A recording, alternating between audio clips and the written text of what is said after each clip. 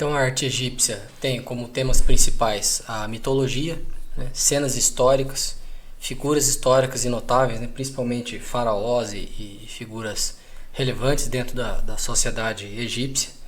Né, então, as influências, né, os motivos que levaram os artistas a executarem as obras são tradição, né, de comemoração de eventos importantes, tradição de glorificação, de embelezamento de locais sagrados. Então, quando a gente pensa em arte egípcia de pintura, né, basicamente a gente está se referindo bastante a pinturas feitas em tumbas de faraós, com o objetivo não só de honrar o morto, né, honrar o faraó, essa figura importante, como também, né, o embelezamento de templos e locais de cerimônia. Né.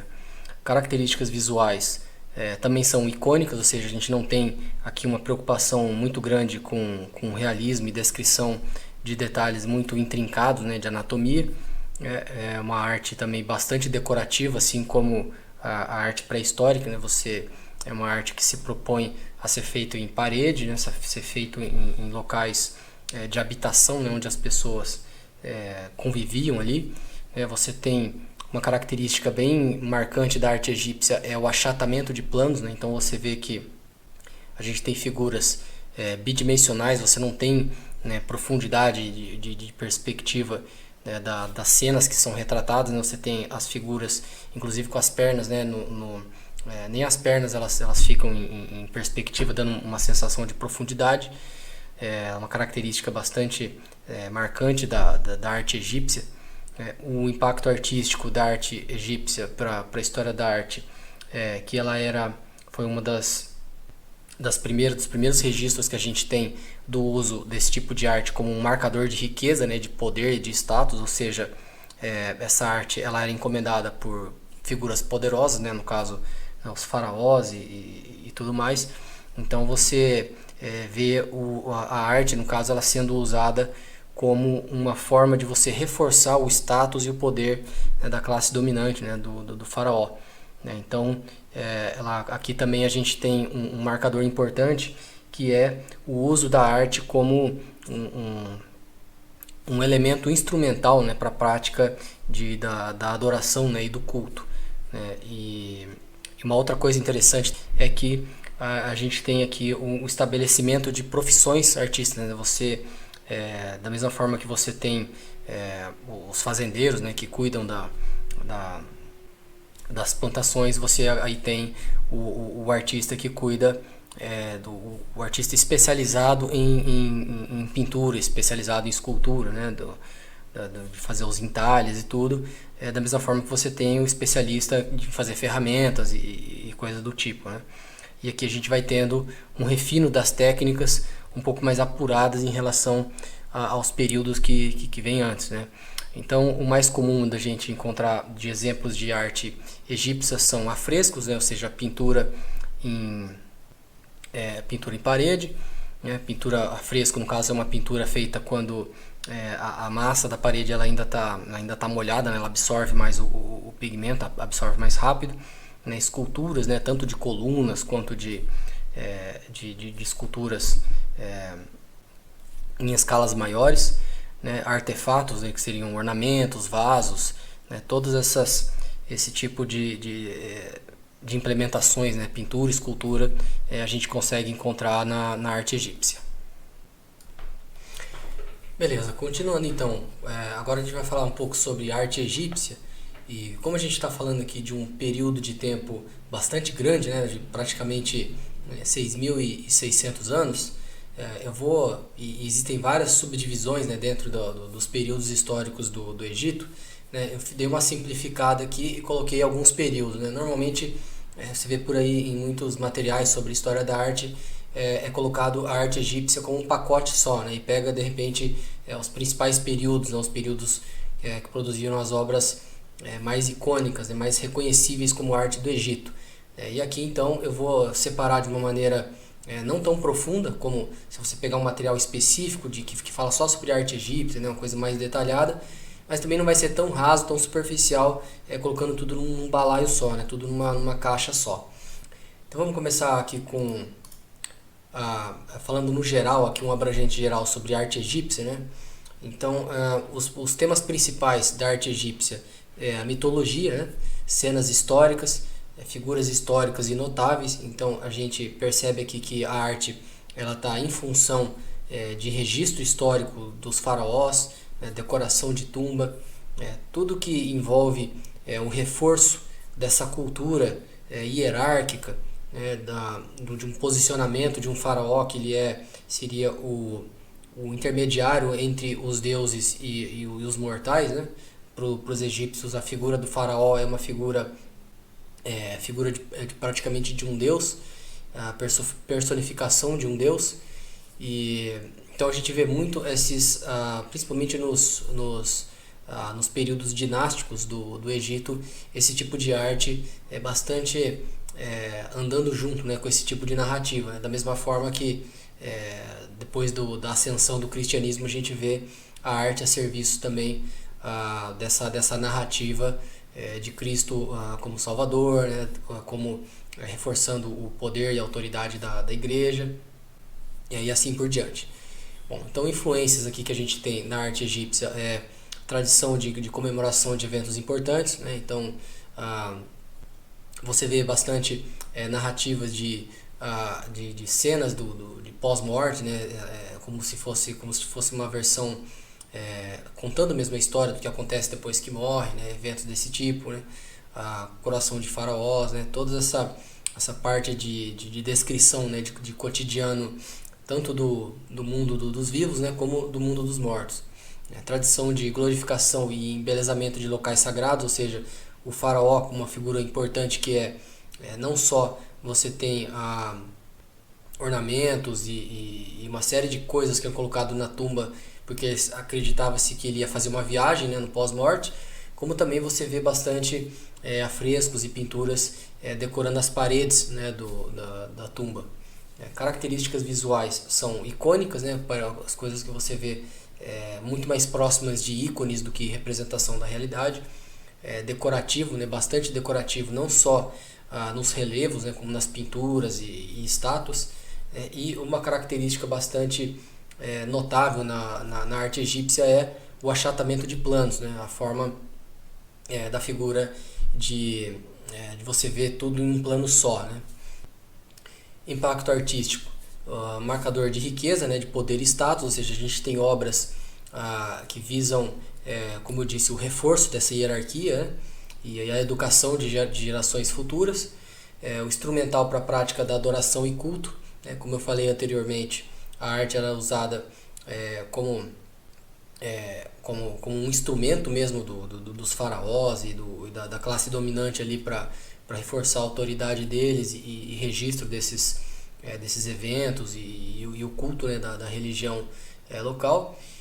Nessa época que a gente tem o estabelecimento de profissões artísticas, né, então pela primeira vez a gente tem aqui a profissão do artista sendo reconhecida, ou seja, não é um fazendeiro que trabalha e depois no tempo livre ele vai lá e faz a pintura. Não, você tem um artista específico ali que faz a pintura de parede, você tem o artista específico que faz a escultura, né? E aqui a gente também tem um refino da técnica. Você vê principalmente na transição, como a gente vai ver daqui a pouco, do período pré-dinástico, né, para o período dinástico, onde a gente tem um refinamento maior da descrição de rostos, de olhos, né, e tudo mais.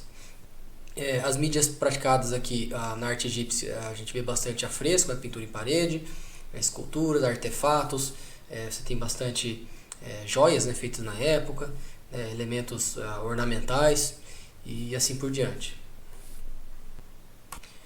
Aqui a gente tem a arte egípcia pré-dinástica, que ela vai de mais ou menos 6.000 a 3.000 anos antes da Era Comum, né, ou antes de Cristo, e observa aqui como que esse tipo de arte ele é bem próximo da arte da arte pré-histórica, né, vamos dizer assim. Aqui a gente está falando do período neolítico, né, onde começam os primeiros assentamentos, domínio da agricultura, né, então você observa como que a arte do Antigo Egito aqui, ela ainda não chegou a ter uma característica própria como a gente conhece hoje em dia, né? Uma pessoa, se você pegar, por exemplo, um vaso desse aqui e você perguntar para uma pessoa que não estudou história da arte, história do Egito, provavelmente ela vai ter dificuldade de reconhecer esses objetos aqui como arte egípcia, né?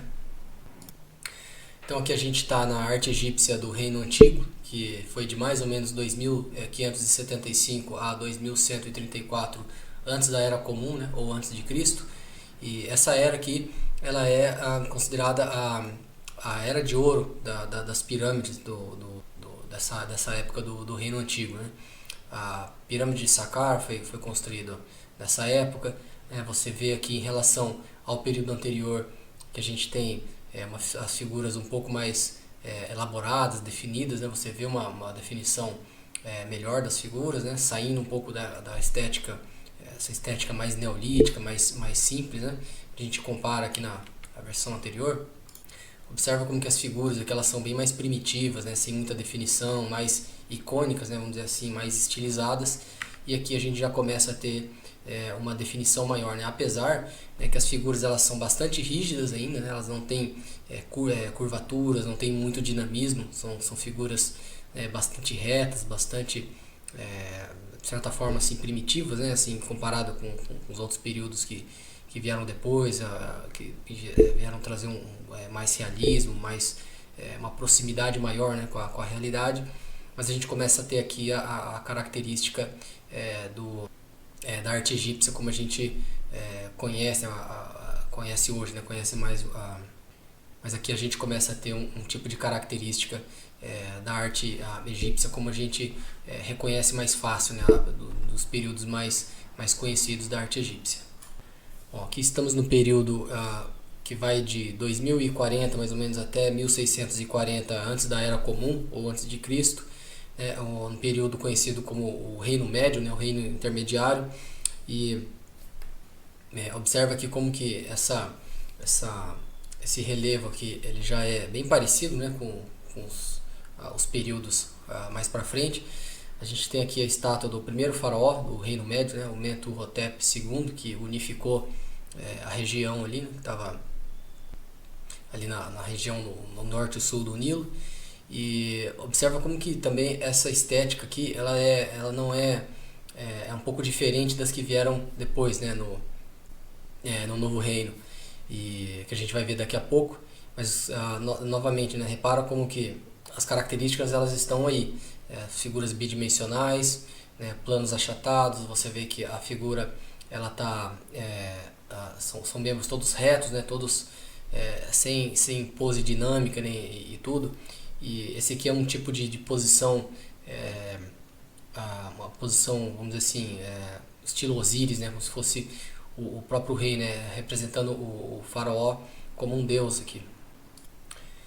Beleza, chegamos então aqui no Reino Novo, que vai mais ou menos de 1550 a 1070 antes da Era Comum, né, ou antes de Cristo.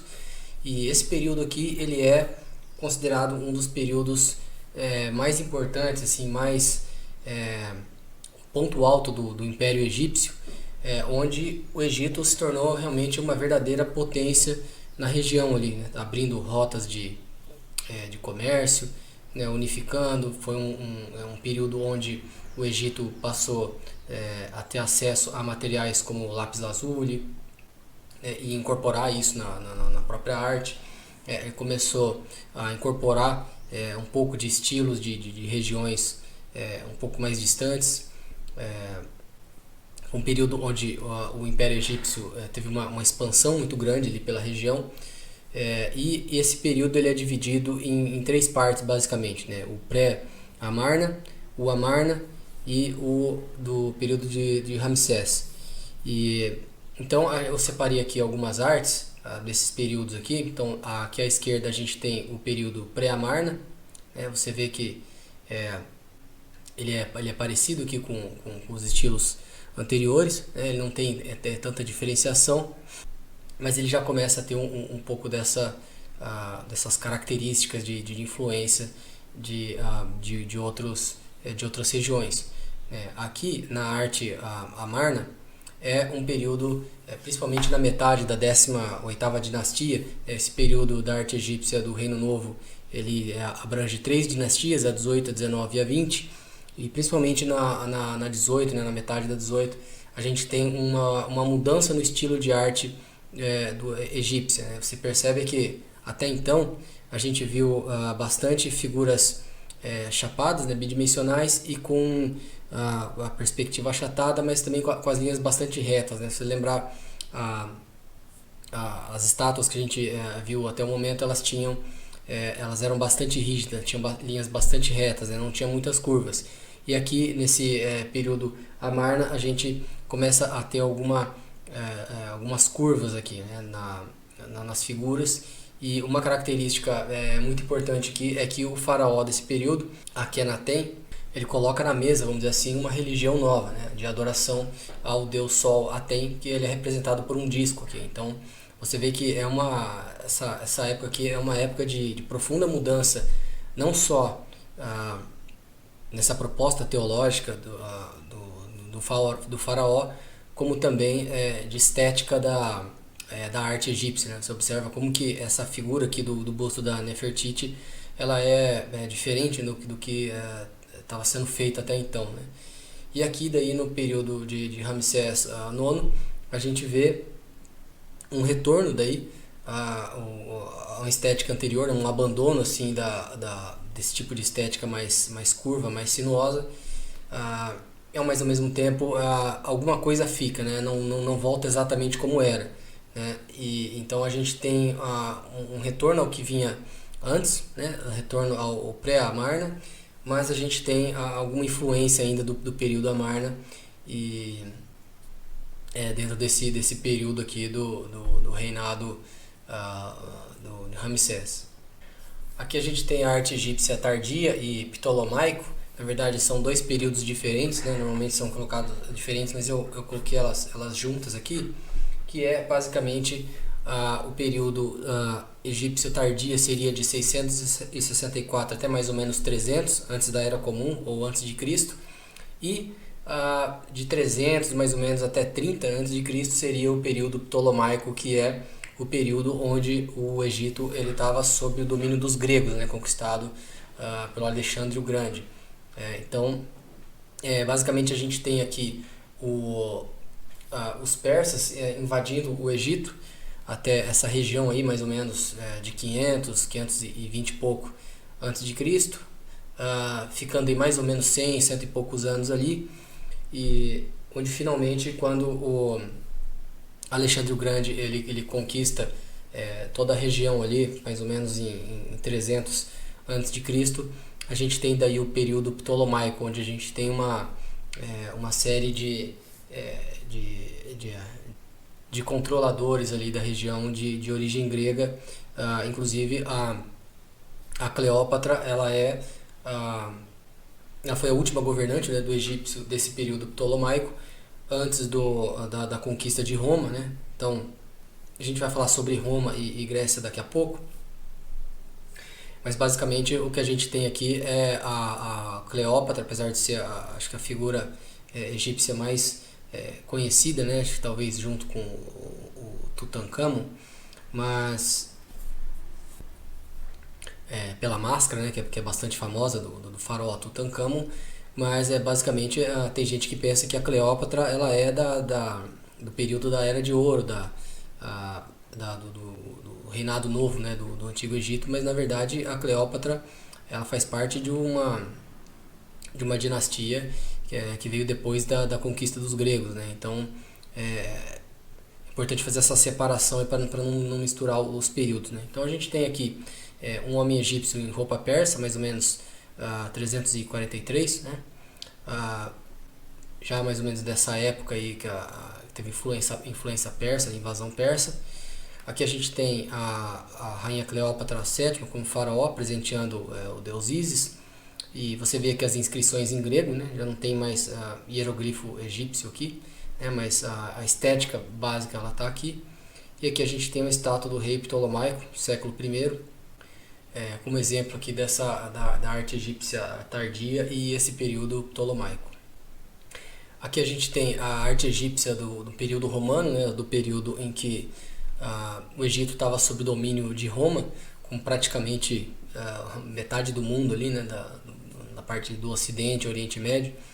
E você vê que é interessante como que o estilo, né, greco-romano, ah, já estava bastante infiltrado aqui, né, já exercendo uma forte influência no estilo artístico da arte egípcia, né? Você observa como que essa estátua de Horus aqui, como imperador romano, né? Olha a pose, né? Como já tem um dinamismo maior, né? Essa veste aqui é claramente romana. Observa esse retrato aqui, né, de uma múmia, de um homem no final do século I, como que a gente já tem bastante características aqui da pintura romana. Essa pintura aqui é encáustica, e observa como que os traços, né, a forma da representação, a tridimensionalidade já é bem característica romana aqui.